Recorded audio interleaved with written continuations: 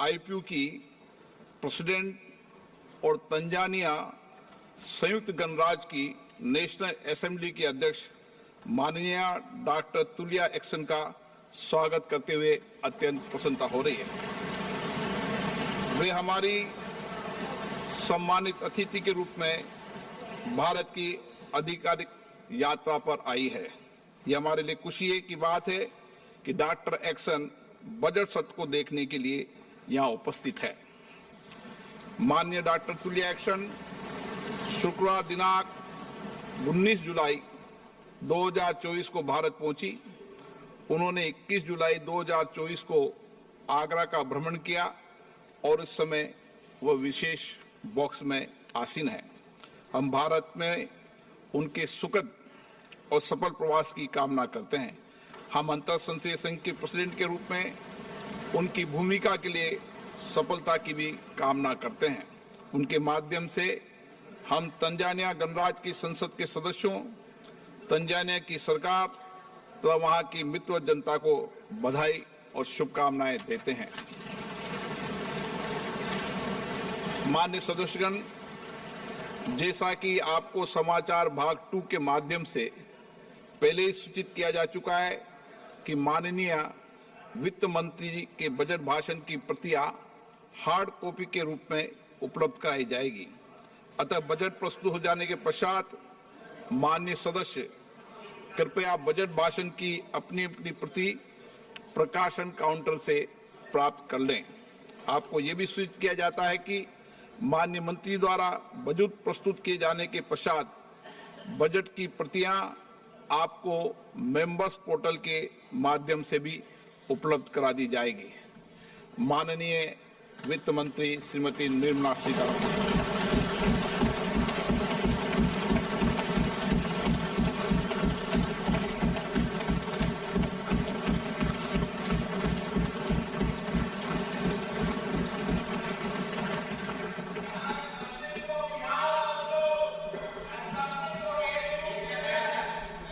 Honorable Speaker, I present the budget for 24-25. Introduction. The people of India have reposed their faith in the government led by Honorable Prime Minister Shri Narendra Modi and re-elected it for a historic third term under his leadership.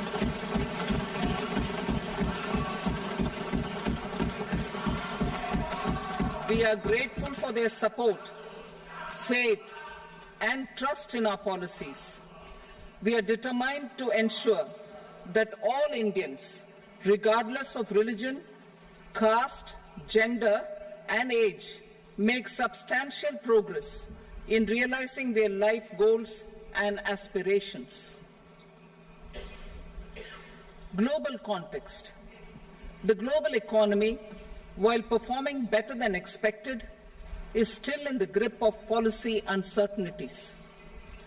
Elevated asset prices, political uncertainties, and shipping disruptions continue to pose significant downside risks for growth and upside risks to inflation. In this context, India's economic growth continues to be the shining exception and will remain so in the years ahead.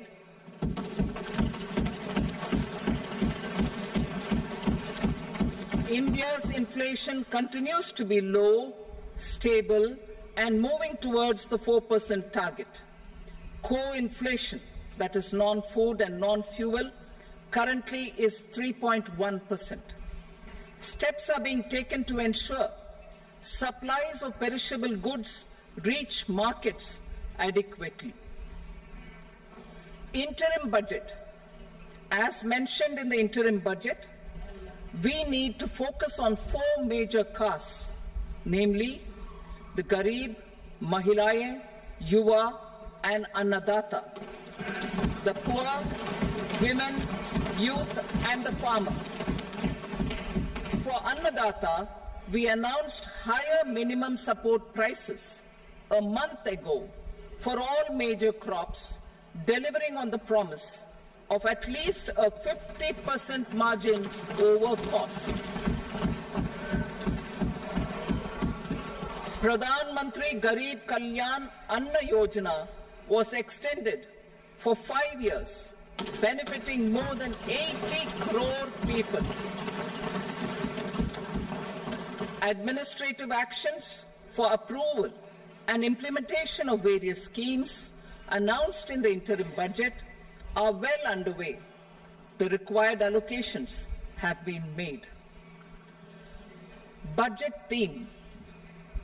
Turning attention to the full year and beyond in this budget, we particularly focus on employment, skilling, MSMEs, and the middle class. I'm happy to announce the Prime Minister's package of 5 schemes and initiatives to facilitate employment, skilling, and other opportunities for 4.1 crore youth over a 5-year period, with a central outlay of 2 lakh crore rupees. I will speak about them shortly, while more details may be seen in the annexure. This year, I've made a provision of 1.48 lakh rupees, 1.48 lakh crore rupees for education, employment, and skilling. Budget priorities.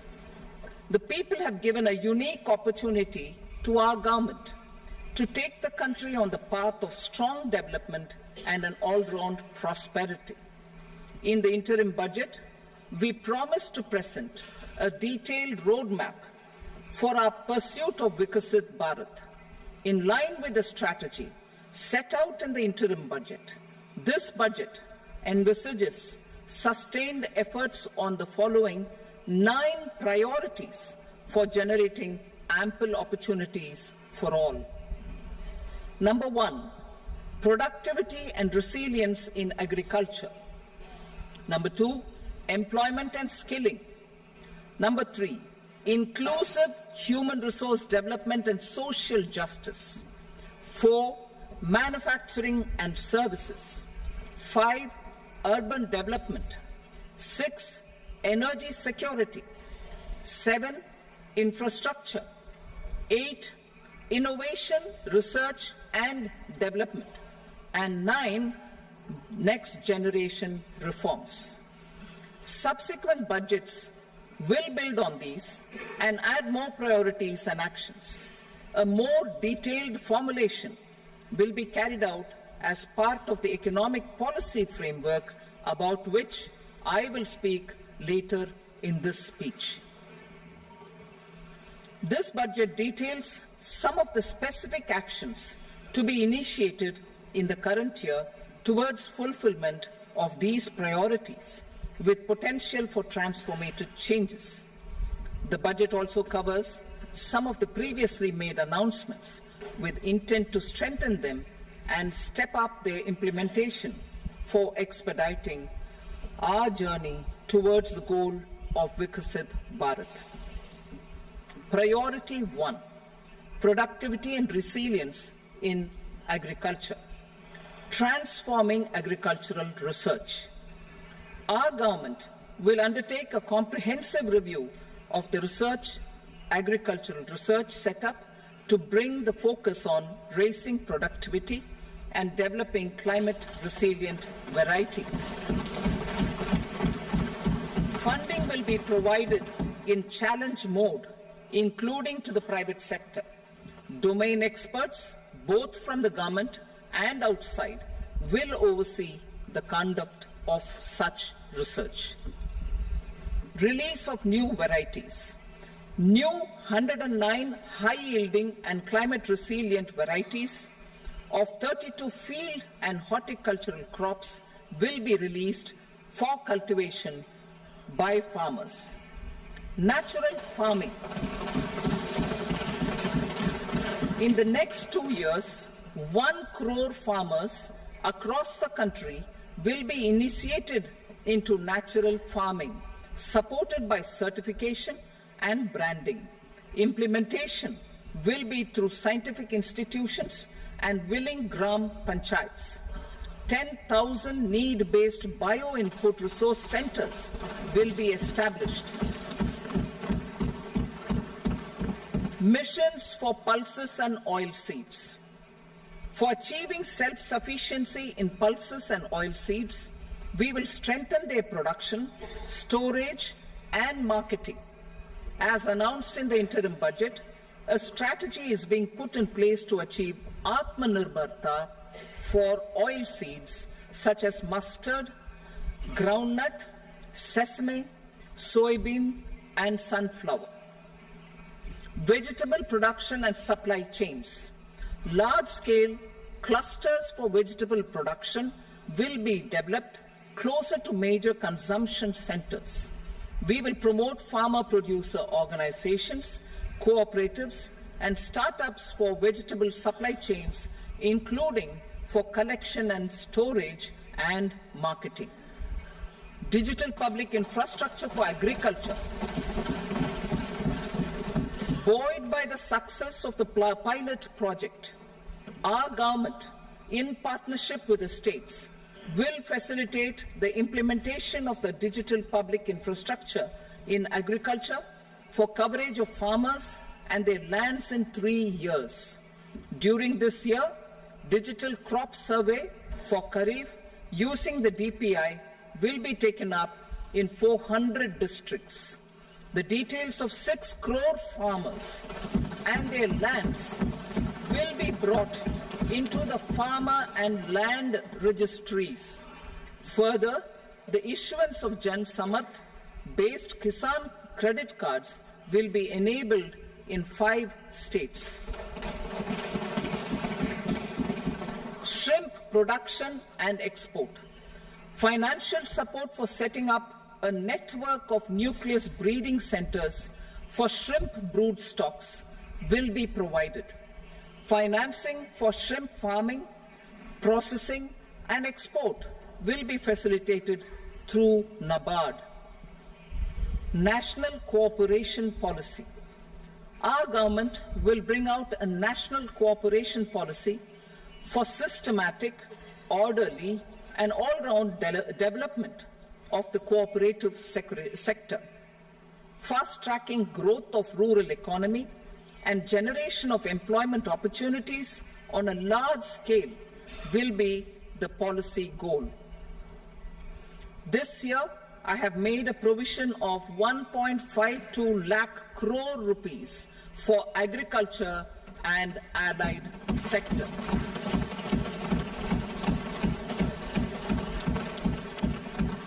Priority 2, employment and skilling.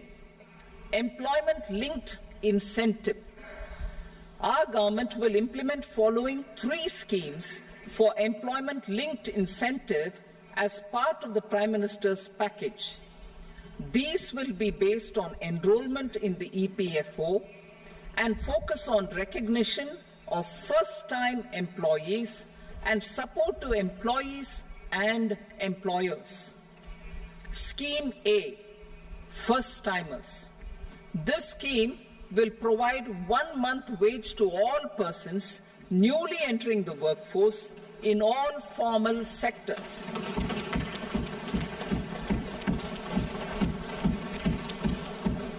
Direct benefit transfer of 1 month's salary in 3 installments to first-time employees as registered in the EPFO will be up to 15,000 rupees. The eligibility limit will be a salary of 1 lakh per month. The scheme is expected to benefit 210 lakh youths.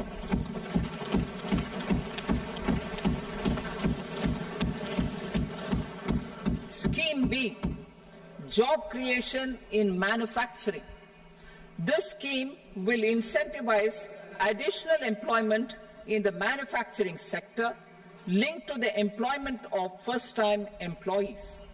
An incentive will be provided at specified scale directly both to the employee and the employer with respect to the EPFO contribution in the first 4 years of employment. The scheme is expected to benefit 30 lakh youth entering employment and their employers.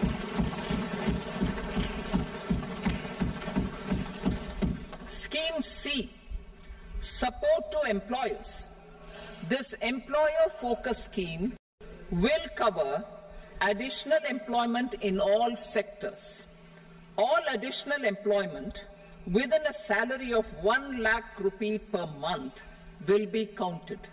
The government will reimburse to employers up to 3,000 rupees per month for 2 years towards their EPFO contribution for each additional employee.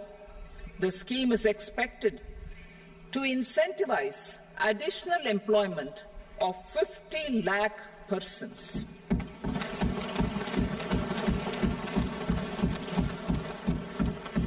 Participation of women in the workforce.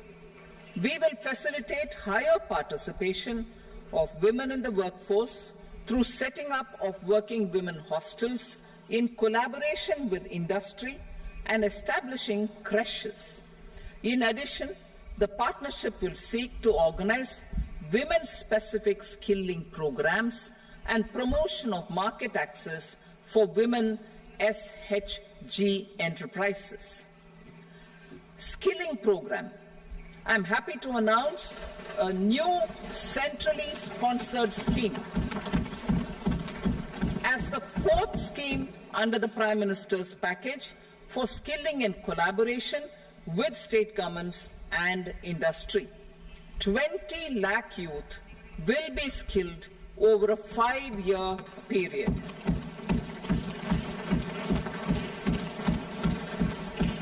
$1,000 industrial training institutes will be upgraded in hub and spoke arrangements with outcome orientation. Course content and design will be aligned to the skill needs of industry, and new courses will be introduced for emerging needs. Skilling loans. The model skill loan scheme will be revised to facilitate loans up to 7.5 lakh rupees with a guarantee from a government-promoted fund. This measure is expected to help 25,000 students every year.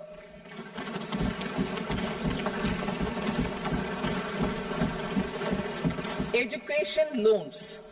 For helping our youth who have not been eligible for any benefit under government schemes and policies, I am happy to announce a financial support for loans up to 10 lakh rupees for higher education in domestic institutions.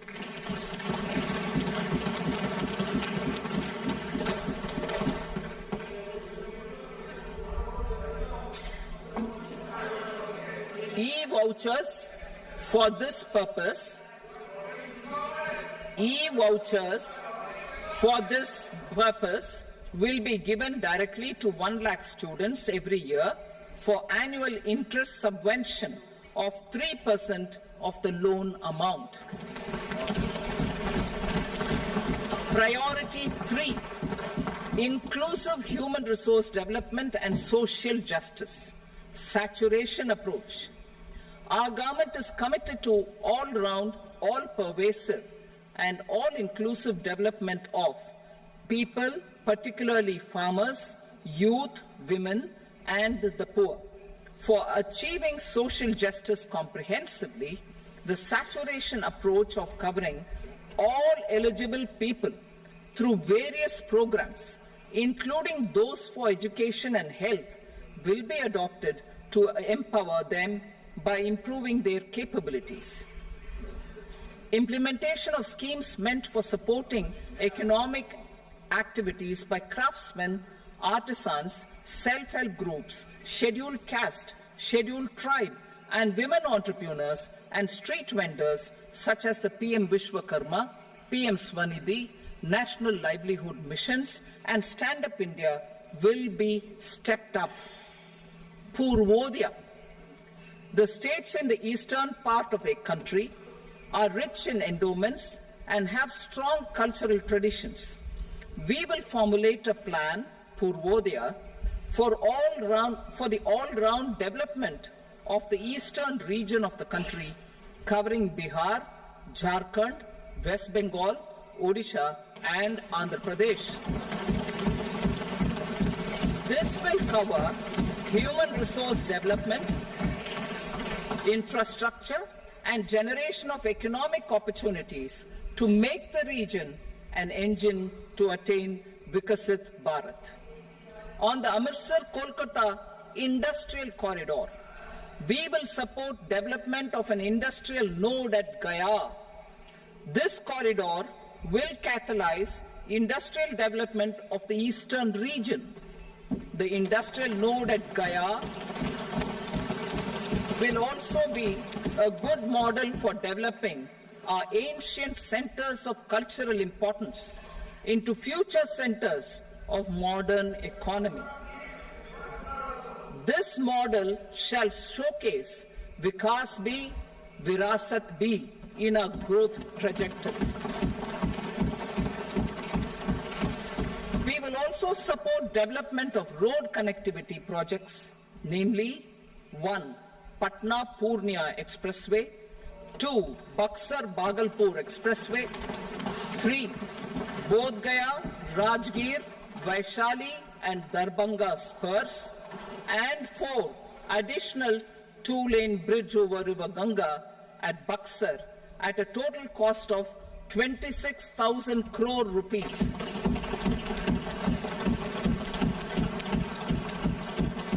Power projects, including setting up of a new 2,400 megawatt power plant at Pir Painti, will be taken up at a cost of 21,400 crore rupees. New airports, medical colleges, and sports infrastructure in Bihar will be constructed. An additional allocation to support capital investments will be provided. The requests of Bihar government for external assistance from multilateral development banks will be expedited.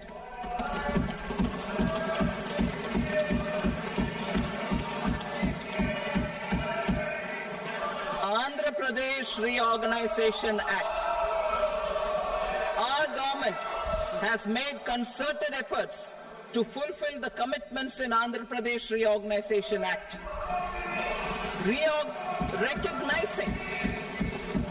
Recognizing the state's need for the capital, recognizing the state's need for a capital, we will facilitate special financial support through multilateral development agencies.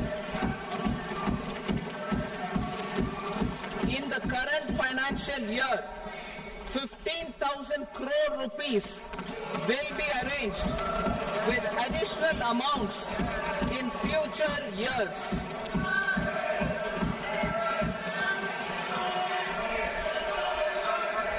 Our government is fully committed to financing and early completion of the Polavaram irrigation project, which is the lifeline for Andhra Pradesh and its farmers.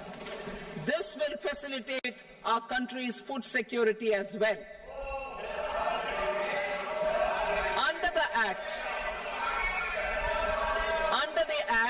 Andhra Pradesh Reorganization Act, for promoting industrial development, funds will be provided for essential infrastructure such as water, power, railways, and roads. In Kopparthi node on the Visakhapatnam-Chennai Industrial Corridor and Varavakal node on the Hyderabad-Bangalore Industrial Corridor. An additional allocation will be provided this year towards capital investment for economic growth.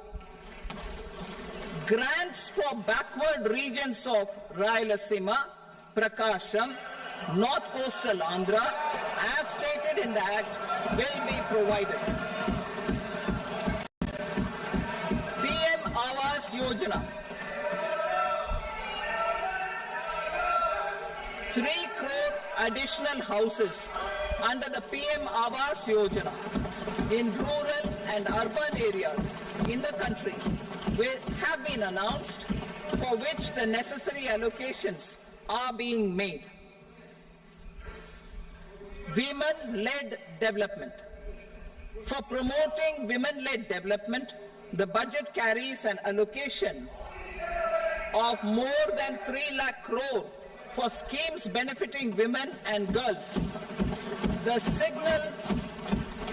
signals our government's commitment for enhancing women's role in economic development. Pradhan Mantri Janjatiya Unnat Gram Abhiyan. For improving the socio-economic condition of tribal communities, we will launch the Pradhan Mantri Janjatiya Unnat Gram Abhiyan by adopting saturation coverage for tribal families in tribal majority villages and aspirational districts.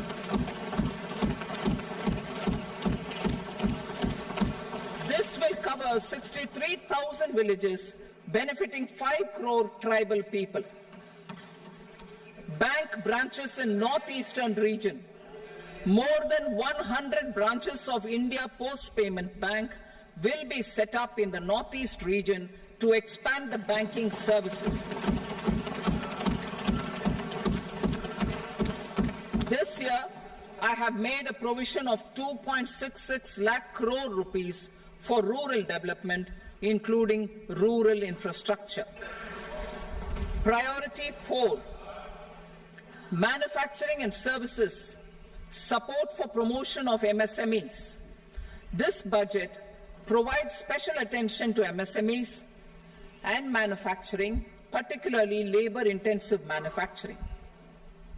We have formulated a package covering financing, regulatory changes, and technology support for MSMEs to help them grow and also compete globally, as mentioned in the interim budget.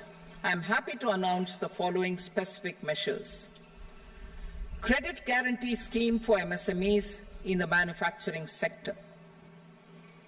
For facilitating term loans to MSMEs for purchase of machinery and equipment without collateral or third-party guarantee, a credit guarantee scheme will be introduced. The scheme will operate on pooling of credit risks of such MSMEs. A separately constituted self-financing guarantee fund will provide to each applicant guarantee cover up to 100 crore rupees, while the loan amount may be larger.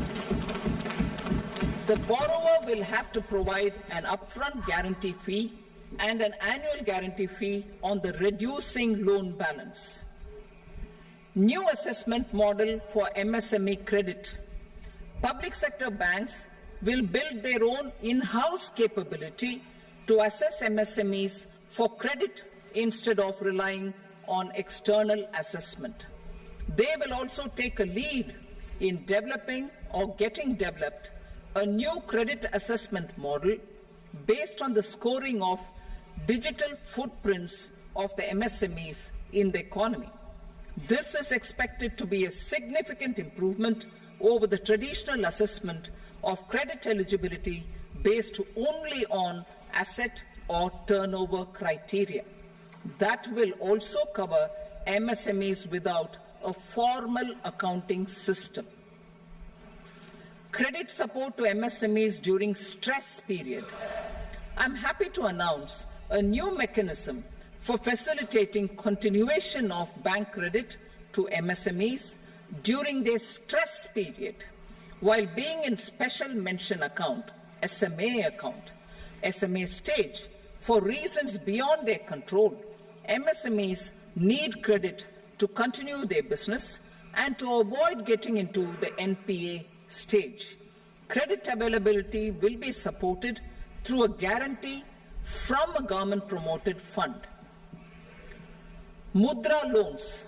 The limit of Mudra loans will be enhanced to 20 lakh from the current 10 lakh for those entrepreneurs who have availed and successfully repaid previous loans under the Tarun category. Enhanced scope for mandatory onboarding in TREDS. For facilitating MSMEs to unlock their working capital by converting their trade receivables into cash, I propose to reduce the turnover threshold of buyers for mandatory onboarding on the TREDS platform from rupees 500 crore to 250 crore rupees. This measure will bring 22 more CPSCs and 7,000 more companies onto the platform. Medium enterprises will also be included in the scope of the suppliers. SIDBI branches in MSME clusters. SIDBI will open new branches to expand its reach to serve all major MSME clusters within 3 years and provide direct credit to them. With the opening of 24 such branches this year, the service coverage will expand to 168 out of 242 major clusters. MSME units for food irradiation, quality and safety testing. Financial support for setting up of 50 multi-product food irradiation units in the MSME sector will be provided. Setting up of 100 food quality and safety testing labs with NABL accreditation will be facilitated. E-commerce export hubs to enable MSMEs and traditional artisans to sell their products in international markets. E-commerce export hubs will be set up in public-private partnership mode.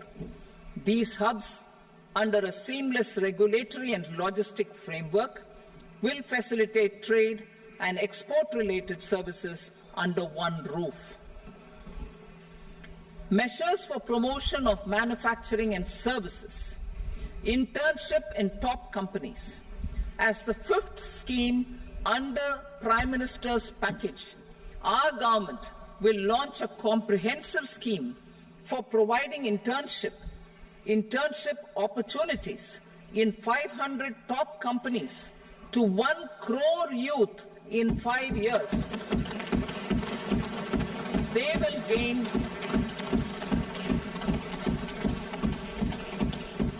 will gain exposure for 12 months to real-life business environment, varied professions, and employment opportunities.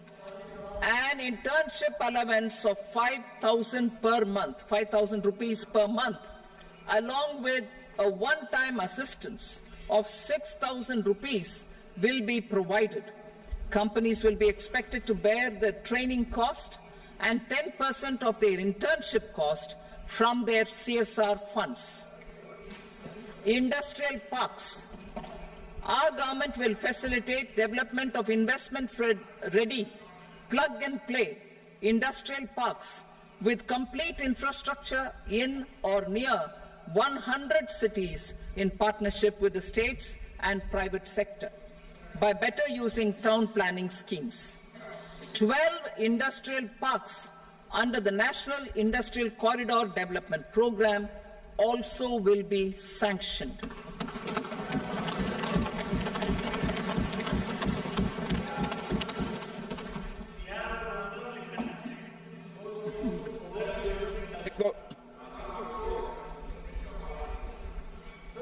Veggie paper, no. Please, Patty.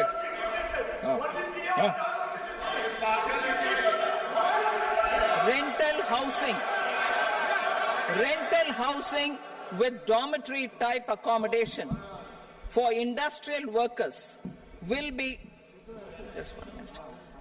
Rental housing, I repeat, rental housing with dormitory type accommodation for industrial workers will be facilitated in PPP mode with VGF support and commitment from anchor industries.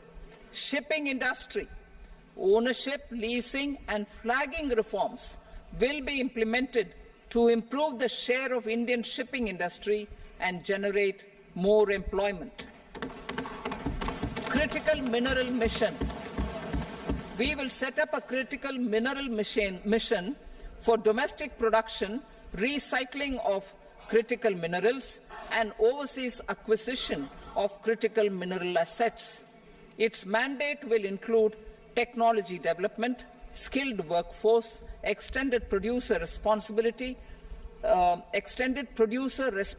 framework, and a suitable financing mechanism. Offshore mining of minerals. Our government will launch the auction of the first tranche of offshore blocks for mining, building on the exploration already carried out. Digital public infrastructure applications. Turning to the services sector, I propose development of DPI applications at population scale for productivity gains, business opportunities, and innovation by the private sector. These are planned in the areas of credit, e-commerce, education, health, law and justice, logistics, MSME service delivery, and urban governance. Integrated technology platform for IBC ecosystem.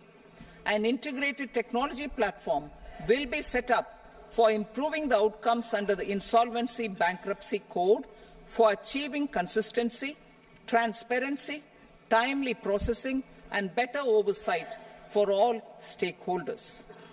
Voluntary closure of LLPs. The services of the Center for Processing Accelerated Corporate Exit, CPACE, will be extended for voluntary closure of LLPs to reduce the closure times. National Company Law Tribunals. The IBC has resolved more than 1,000 companies, resulting in direct recovery of 3.3 lakh crore to creditors. 3.3 lakh crore rupees to creditors. In addition, 28,000 cases involving over 10 lakh crore rupees have been disposed of even prior to admission. Appropriate changes to the IBC, reforms and strengthening of the tribunal and appellate tribunals will be initiated to speed up insolvency resolution. Additional tribunals will be established. Out of those, some will be notified to decide cases exclusively under the Companies Act. Debt recovery. Steps for reforming and strengthening debt recovery tribunals will be taken. Additional tribunals will be established to speed up recovery. Priority 5, urban development. Cities as growth hubs. Working with states, our government will facilitate development of cities as growth hubs. This will be achieved through economic and transit planning and orderly development of peri-urban areas utilizing town planning schemes. Creative redevelopment of cities. For creative brownfield redevelopment of existing cities with a transformative impact, our government will formulate a framework for enabling policies, market-based mechanisms, and regulation. Transit-oriented development. Transit-oriented development plans for 14 large cities with a population above 30 lakh will be formulated, along with an implementation and financing strategy. Urban housing. Under the PM Awas Yojana, Urban 2.0, housing needs of 1 crore urban poor and middle-class families will be addressed with an investment of 10 lakh crore rupees. This will include the central assistance of 2.2 lakh crore rupees in the next 5 years. A provision of interest subsidy to facilitate loans at affordable rates is also envisaged. In addition, enabling policies and regulations for efficient and transparent rental housing markets with enhanced availability will also be put in place. Water supply and sanitation. In partnership with state Governments and multilateral development banks, we will promote water supply, sewage treatments, and solid waste management projects and services for 100 large cities through bankable projects. These projects will also envisage use of treated water for irrigation and filling up of tanks in nearby areas. Street markets. Building on the success of PM Swanidhi's scheme in transforming the lives of street vendors, our government envisions a scheme to support each year, over the next 5 years, the development of 100 weekly hearts or street food hubs in select cities. Stamp duty. We will encourage states which continue to charge high stamp duty to moderate the rates for all and also consider further lowering duties for properties purchased by women. This reform will be made an essential component of urban development schemes. Priority 6, energy security, energy transition. In the interim budget, I had announced our strategy to sustain high and more resource-efficient economic growth, along with the energy security in terms of availability, accessibility, and affordability. We will bring out a policy document on appropriate energy transition pathways that balances the imperatives of employment, growth, and environmental sustainability. PM Surya Ghar Muft Bijli Yojana. PM Surya Ghar Muft Bijli Yojana. In line with the announcement in the interim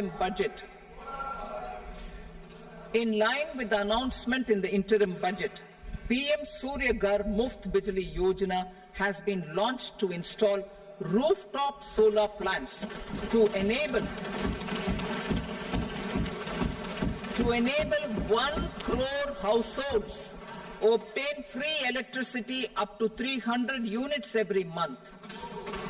The scheme has generated remarkable response with more than 1.28 crore registrations and 14 lakh applications, and we will further encourage it. Pumped storage policy. A policy for promoting pumped storage projects will be brought out for electricity storage and facilitating smooth integration of the growing share of renewable energy with its variable and intermittent nature in the overall energy mix. Research and development of small and modular nuclear reactors. Nuclear energy is expected to form a very significant part of the energy mix for Vikasit Bharat. Towards that pursuit, our government will partner with the private sector for 1. Setting up Bharat Small Reactors, 2. Research and development of Bharat Small Modular Reactor, and 3. Research and development of newer technologies for nuclear energy. The R&D funding announced in the interim budget will be made available for this sector also. Advanced ultra supercritical thermal power plants. The development of indigenous technology for advanced ultra supercritical thermal power plants with much higher efficiency has been completed. A joint venture between NTPC and BHEL will set up a full-scale 800 megawatt commercial plant using AUSC technology. The government will provide the required fiscal support. Moving forward, development of indigenous capacity for the production of high-grade steel and other advanced metallurgy materials for these plants will result in strong spin-off benefits for the economy. Roadmap for hard-to-abate industries. A roadmap for moving the hard-to-abate industries from energy efficiency targets to emission targets will be formulated. Appropriate regulations for transition of these industries from the current perform, achieve and trade mode to Indian carbon market mode will be put in place. Support to traditional micro and small industries. An investment-grade energy audit of traditional micro and small industries in 60 clusters, including brass and ceramic, will be facilitated. Financial support will be provided for shifting them to cleaner forms of energy and implementation of energy efficiency measures. The scheme will be replicated in another 100 clusters in the next phase. Priority 7, infrastructure investment by central government. Significant investment the central government has made over the years in building and improving infrastructure has had a strong multiplier effect on the economy. We will endeavour to maintain strong fiscal support for infrastructure over the next 5 years in conjunction with imperatives of other priorities and fiscal consolidation. This year, I have provided 11,11,111 crore rupees for capital expenditure. This would be 3.4% of our GDP. Infrastructure investment by state governments. We will encourage states to provide support of similar scale for infrastructure, subject to their development priorities. A provision of 1.5 lakh crore rupees for long-term interest-free loans have been made this year also to support the states in their resource allocation. Private investment in infrastructure. Investment in infrastructure by private sector will be promoted through viability gap funding and enabling policies and regulations.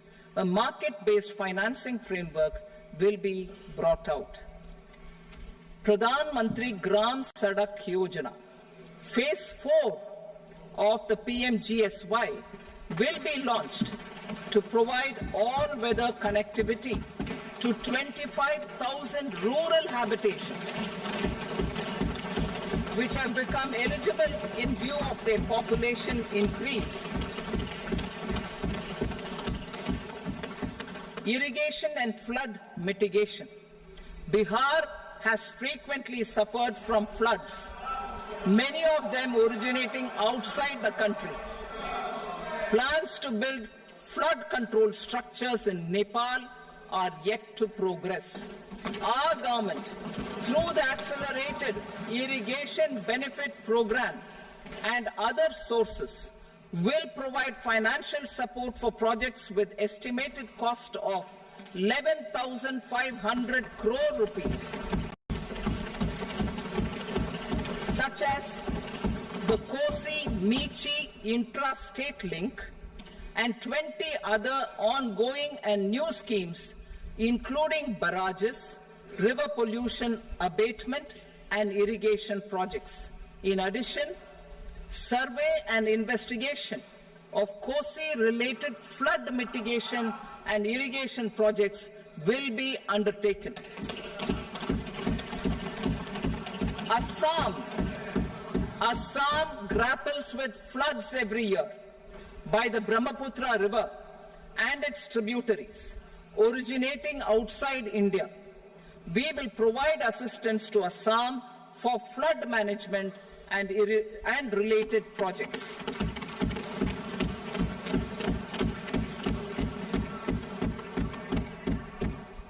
Himachal Pradesh suffered extensive losses due to floods last year.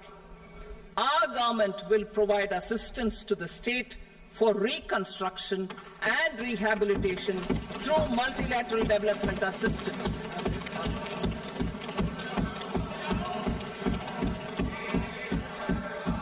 भेदभाव के। Uttarakhand too suffered losses due to cloudbursts and massive landslides. We will provide assistance to the state. Recently, Sikkim witnessed devastating flash floods and landslides that wreaked havoc across the state. Our government will provide assistance to the state.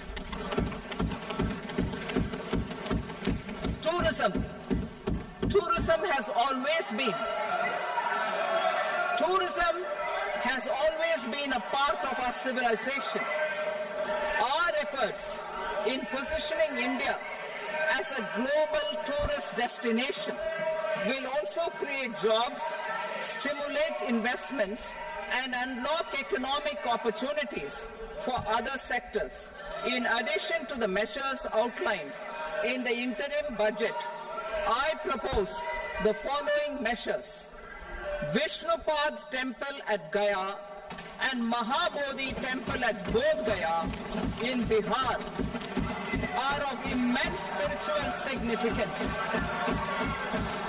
Comprehensive development of Vishnupad Temple Corridor and Mahabodhi Temple Corridor will be supported, modeled on the successful Kashi Vishwanath Temple Corridor to transform them into world-class pilgrim and tourist destinations. Rajgir holds immense religious significance for Hindus, Buddhists and Jains. The 20th Tirthankara Muniswarata Temple in the Jain temple complex is ancient. The Saptarishi or the 7 hot springs form a warm water Brahmkund that is sacred. A comprehensive development initiative for Rajgir will be undertaken. Our government will support the development of Nalanda as a tourist center, besides reviving Nalanda University to its glorious stature. Odisha's scenic beauty, temples, monuments, craftsmanship, wildlife sanctuaries, natural landscapes, and pristine beaches make it an ultimate tourism destination. Our government will provide assistance for their development to Odisha as well. Priority 8, innovation, research and development. We will operationalize the Anusandhan National Research Fund for basic research and prototype development. Further, we will set up a mechanism for spurring private sector-driven research and innovation at commercial scale with a financing pool of 1 lakh crore rupees in line with the announcement in the interim budget. Space economy. With our continued emphasis on expanding the space economy by 5 times in the next 10 years, a venture capital fund of 1,000 crore rupees will be set up. Priority 9, next generation reforms. Economic policy framework. We will formulate an economic policy framework to delineate the overarching approach to economic development and set the scope of the next generation of reforms for facilitating employment opportunities and sustaining high growth. Our government will initiate and incentivize reforms for 1. Improving productivity of factors of production, and 2. Facilitating markets and sectors to become more efficient. These reforms will cover all factors of production, namely land, labor, capital, and entrepreneurship, and technology as an enabler of improving total factor productivity and bridging inequality. Effective implementation of several of these reforms requires collaboration between the center and the states and building consensus as development of the country lies in development of the states. For promoting competitive federalism and incentivizing states for faster implementation of reforms, I propose to earmark a significant part of the 50-year interest-free loan. Working with the states, we will initiate the following reforms.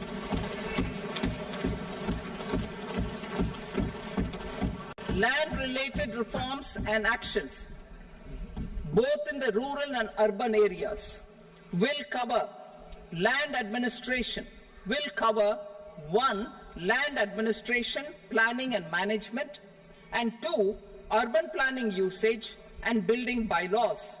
These will be incentivized for completion within the next 3 years through appropriate fiscal support. Rural land-related actions. Rural land-related actions will include 1. Assignment of unique land parcel identification number, UL PIN, or Bhu Aadhaar for all lands. 2. Digitization of cadastral maps. 3. Subdivisions, survey of map subdivisions as per current ownership. 4. Establishment of land registry. And 5. Linking to the farmers registry. These actions will also facilitate credit flow and other agricultural services.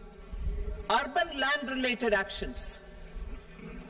Land records in urban areas will be digitized with GIS mapping.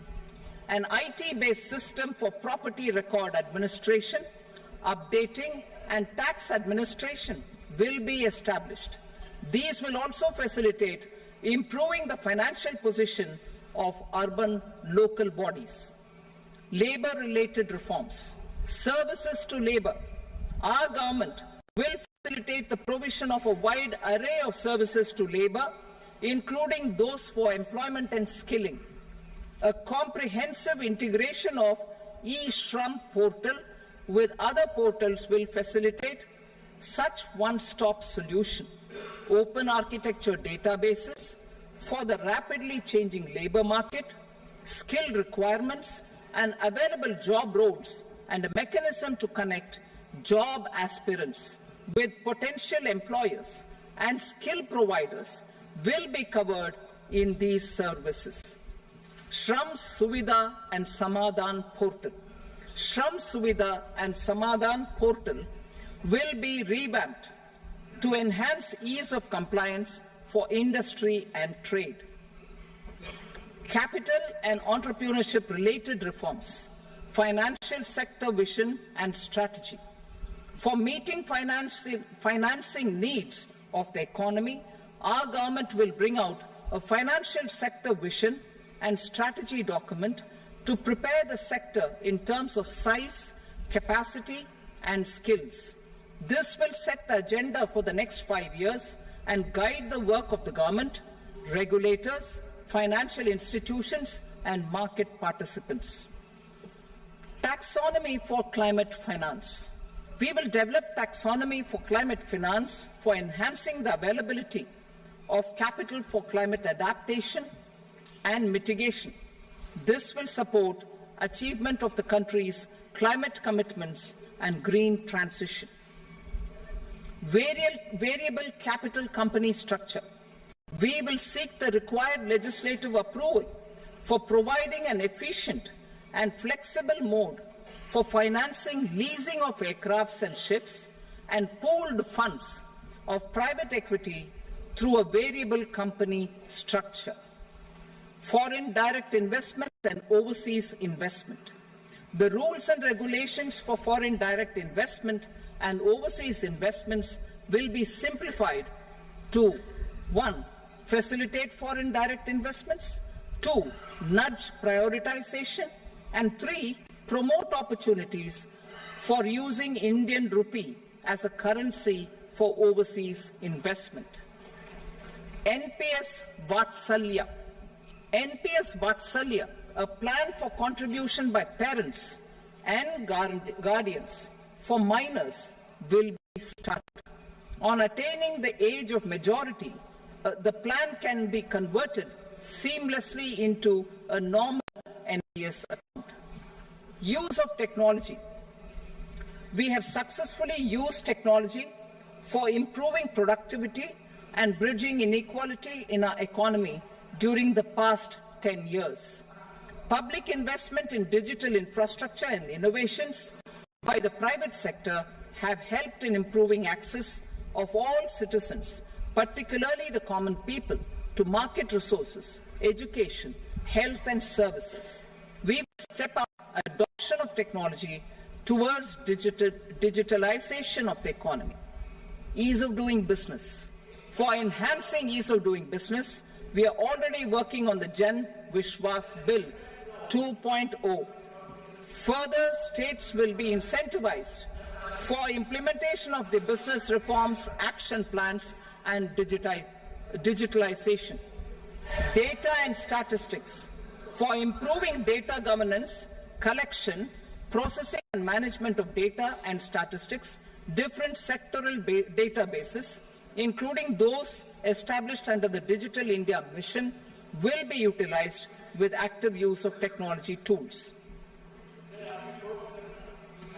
New pension scheme. The committee to review the NPS has made considerable progress in its work. I'm happy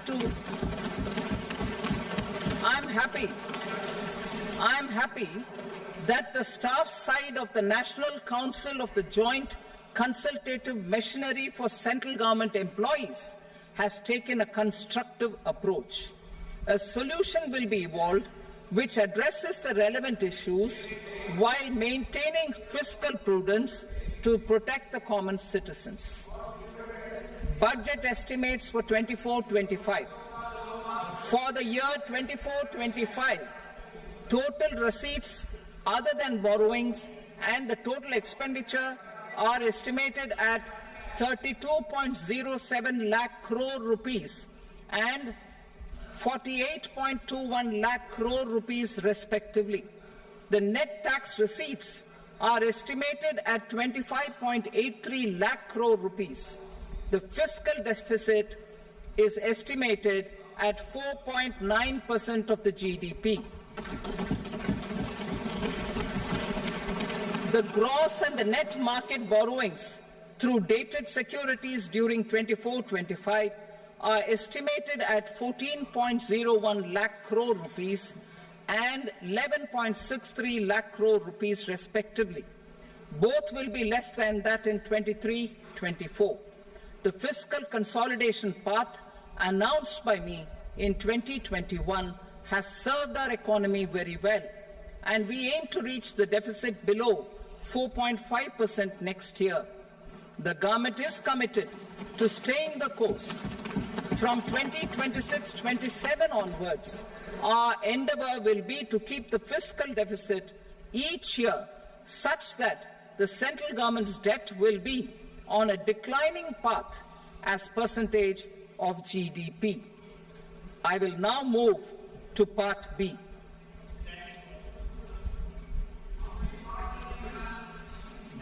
Indirect taxes. Sir, I start with GST. It has decreased tax incidence on the common man, reduced compliance burden and logistics cost for trade and industry, and enhanced revenues of the central and the state governments. It is a success of vast proportions.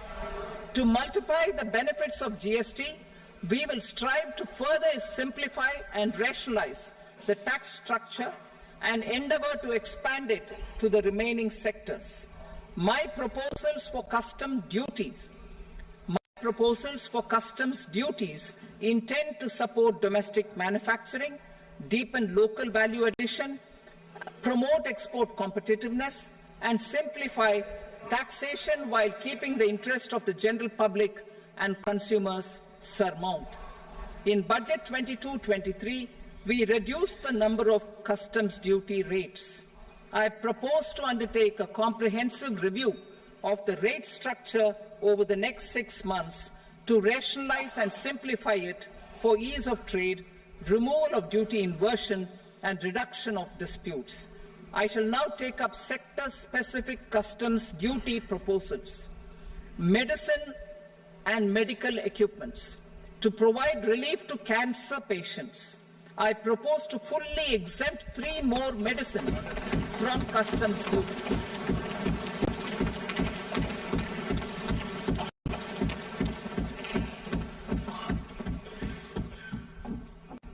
I also propose changes in the BCD on X-ray tubes and flat panel detectors for use in medical X-ray machines under the phased manufacturing program so as to synchronize them with the domestic capacity addition. Mobile phone and related parts. With a 3-fold increase in domestic production and almost a 100-fold jump in exports of mobile phones over the last 6 years, the Indian mobile industry has matured. In the interest of consumers, I now propose to reduce the BCD on mobile phone, mobile PCBA, and mobile charger to 15%. Critical minerals. Minerals such as lithium, copper, cobalt, and rare earth elements are critical for sectors like nuclear energy, renewable energy, space, defense, telecommunications, and high-tech electronics. I propose to fully exempt customs duties on 25 critical minerals and reduce BCD on 2 of them. This will provide a major fillip to the processing and refining of such minerals and help secure their availability for these strategic and important sectors. Solar energy. Energy transition is critical in the fight against climate change. To support energy transition, I propose to expand the list of exempted capital goods for use in the manufacture of solar cells and panels in the country. Further, in view of sufficient domestic manufacturing capacity of solar gas, glass, and tinned copper interconnect, I propose not to extend the exemption of custom duties provided to them. Marine products. India's seafood exports in the last financial year touched an all-time high of more than 60,000 crores of rupees. Frozen shrimp accounted for about 2/3 of these exports. To enhance their competitiveness, I propose to reduce BCD on certain broodstock, polychaete worms, shrimp, and fish feed to 5%. I also propose to exempt customs duty on various inputs for manufacture of shrimp and fish feed. Leather and textile. Similarly, to enhance the competitiveness of exports in the leather and textile sectors, I propose to reduce BCD on real down-filling material from duck or goose. I am also making additions to the list of exempted goods for manufacture of leather and textile garments, footwear, and other leather articles for export. To rectify inversion in duty, I propose to reduce BCD subject to conditions on methylene diphenyl diisocyanate, MDI, for manufacture of spandex yarn from 7.5 to 5%. Furthermore, the export duty structure on raw hides, skin, and leather is proposed to be simplified and rationalized. Precious metals. To enhance domestic value addition in gold and precious metal jewelry in the country, I propose to reduce customs duties on gold and silver to 6% and that of platinum to 6.4%. Other metals. Steel and copper are important raw materials. To reduce their cost of production, I propose to remove the BCD on ferronickel and blister copper. I am also continuing with nil BCD on ferrous scrap and nickel cathode and concessional BCD of 2.5% on copper scrap. electronics. To increase value addition in the domestic electronics industry, I propose to remove the BCD subject to conditions on oxygen-free copper for manufacture of resistors. I also propose to exempt certain parts for manufacture of connectors. Chemicals and petrochemicals. To support existing and new capacities in the pipeline, I propose to increase the BCD on ammonium nitrate from 7.5% to 10%. Plastics. PVC flex banners are non-biodegradable and hazardous for environment and health. To curb their imports, I propose to raise the BCD on them from 10 to 25%. Telecommunication equipment. To incentivize domestic manufacturing, I propose to increase the BCD from 10 to 15% on PCBA of specified telecom equipment. Trade facilitation. To promote domestic aviation and boat and ship MRO, I propose to extend the period for export of goods imported for repairs from 6 months to 1 year. I'll read that again.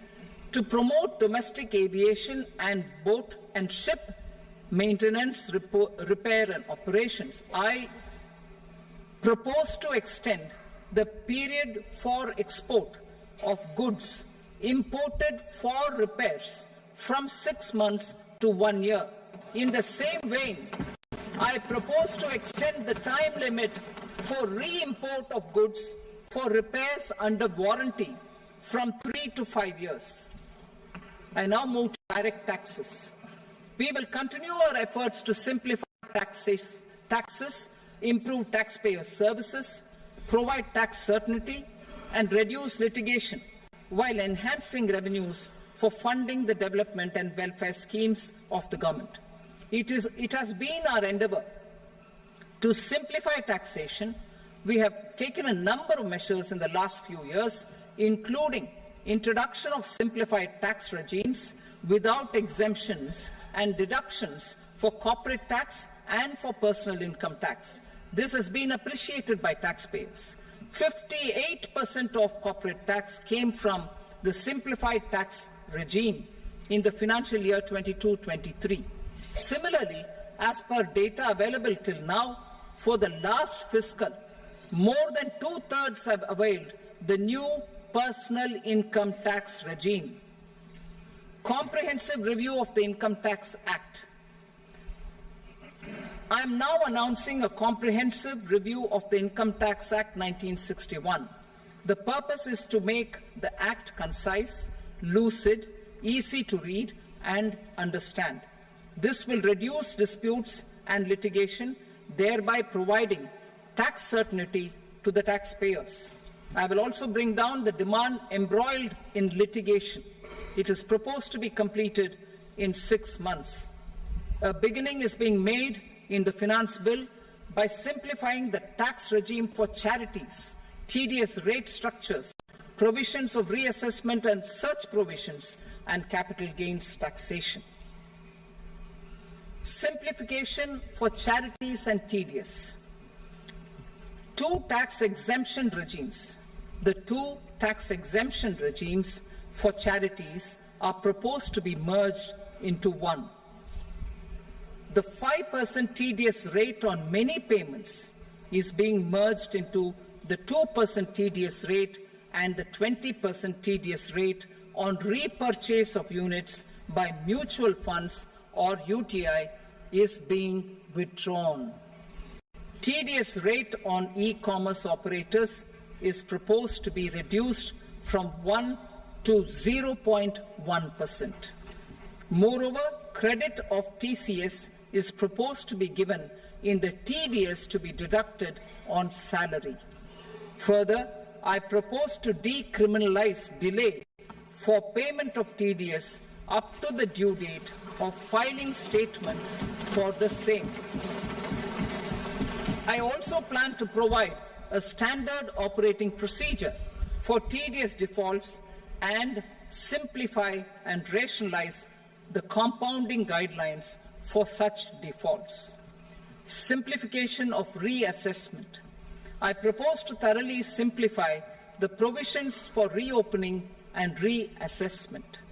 An assessment hereinafter can be reopened beyond 3 years from the end of the assessment year only if the escaped income is 50 lakh rupees or more, up to a maximum period of 5 years from the end of the assessment year. Even in such cases, a time limit of 6 years before the year of the search, as against the existing time limit of 10 years, is being proposed.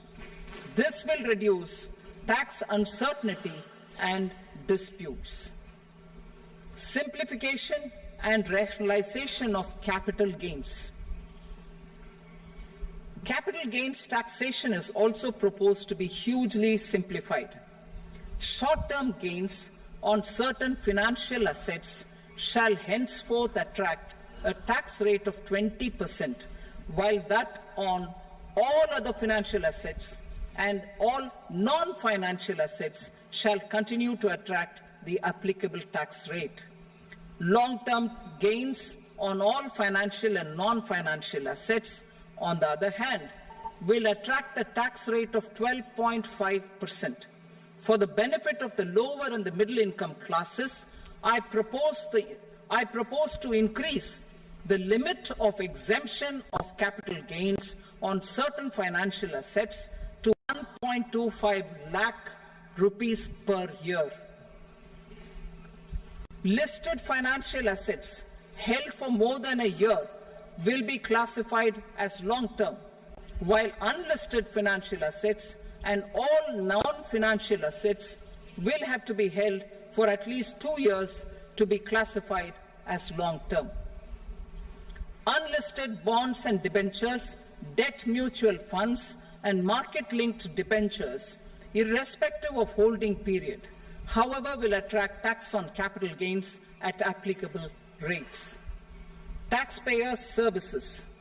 All the major taxpayer services under GST and most services under customs and income tax have been digitalized. All remaining services of customs and income tax, including rectification and order giving effect to appellate orders, shall be digitalized and made paperless over the next 2 years. Litigation and appeals. While our concerted efforts to reduce pendency of appeals at various appellate fora are beginning to show good results, it will continue to engage our highest attention. To dispose of the backlog of first appeals, I plan to deploy more officers to hear and decide such appeals, especially those with large tax effect. For resolution of certain income tax disputes pending an appeal, I am also proposing Vivad Se Vishwas Scheme 2024. Further, I propose to increase monetary limits for filing appeals related to direct taxes, excise, and service tax in the tax tribunals, high courts, and Supreme Court to 60 lakh rupees, 2 crore rupees, and 5 crore respectively. With a view to reduce litigation and provide certainty in international taxation, we will expand the scope of safe harbor rules and make them more attractive. We will also streamline the transfer pricing assessment procedure. Employment and investment. I have a few proposals to promote investment and foster employment. First of all, to bolster the Indian startup ecosystem, boost the entrepreneurial spirit, and to support innovation, I propose to abolish the so-called angel tax for all classes of investors. Second, there is tremendous potential for cruise tourism in India. To give a fillip to this employment-generating industry, I am proposing a simpler tax regime for foreign shipping companies operating domestic cruises in the country. Third, India is a world leader in the diamond cutting and polishing industry, which employs a large number of skilled workers. To further promote the development of this sector, we would provide for safe harbor rates for foreign mining companies selling raw diamonds in the country. Fourth, to attract foreign capital for our development needs, I propose to reduce the corporate tax rate on foreign companies from 40 to 35%. Deepening the tax base. I have a couple of proposals for deepening the tax base. First, security transaction tax on futures and options of securities is proposed to be increased to 0.02% and 0.1% respectively. Second, for reasons of equity, I propose to tax income received on buyback of shares in the hands of recipients. Other proposals. To improve social security benefits, deduction of expenditure by employers towards NPS is proposed to be increased from 10 to 14% of the employee's salary. Similarly, deduction of this expenditure up to 14% of salary from the income of employees in private sector, public sector banks and undertakings opting for the new tax regime is proposed to be provided. Indian professionals working in multinationals get ESOPs and invest in social security schemes and other movable assets abroad. Non-reporting of such small foreign assets has penal consequences under the Black Money Act.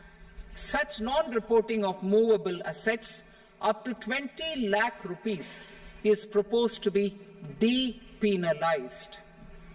Other major proposals in the finance bill relate to withdrawal of equalization levy of 2%, expansion of tax benefits to certain funds and entities in IFSCs, and immunity from penalty and prosecution to Benamidar on full and true disclosure so as to improve conviction under the Benami Transaction Prohibition Act 1988.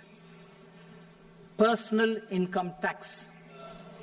Coming to personal income tax rates, I have two announcements to make for those opting for the new tax regime.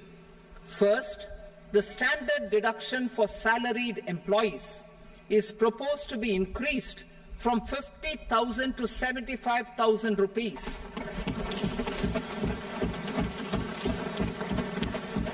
Similarly, deduction on family pension for pensioners is proposed to be enhanced from 15,000 to 25,000 rupees.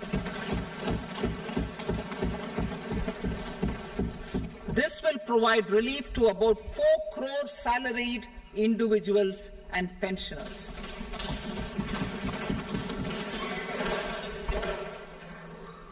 Second, in the new tax regime, the tax rate structure is proposed to be revised as follows. 0 to 3 lakh rupees, nil. 3 to 7 lakh rupees, 5%. 7 to 10 lakh rupees, 10%. 10 to 12 lakh rupees, 15%. 12 to 15 lakh rupees, 20%. And above 15 lakh rupees, 30%. As a result of these changes, a salaried employee in the new tax regime stands to save up to 17,500 rupees in income tax.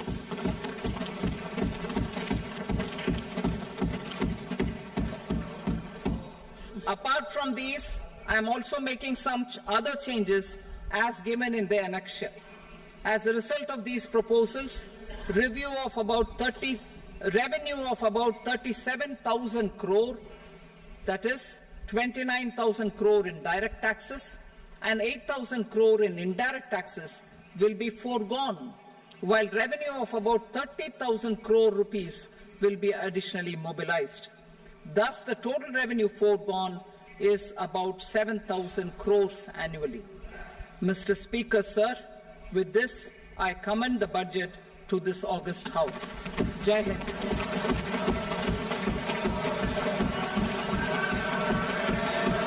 Item number 2. Item number 2.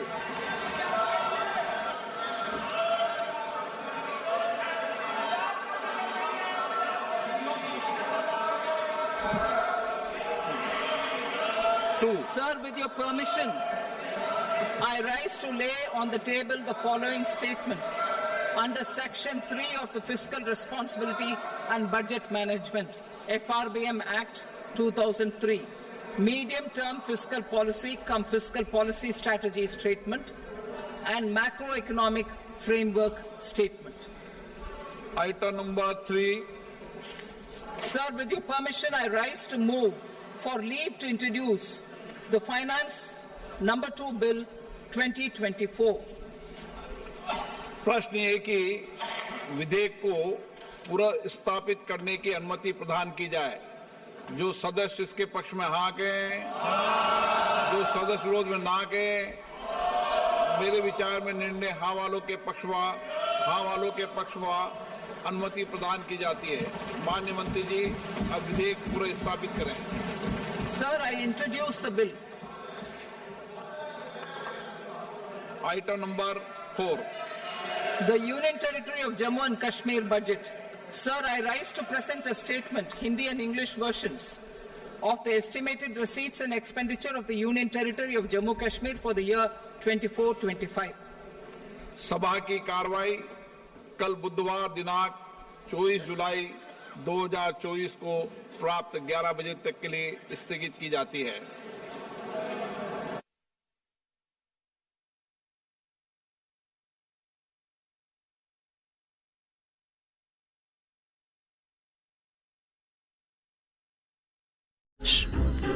இங்க நின்னு என்ன யோசிக்கிற?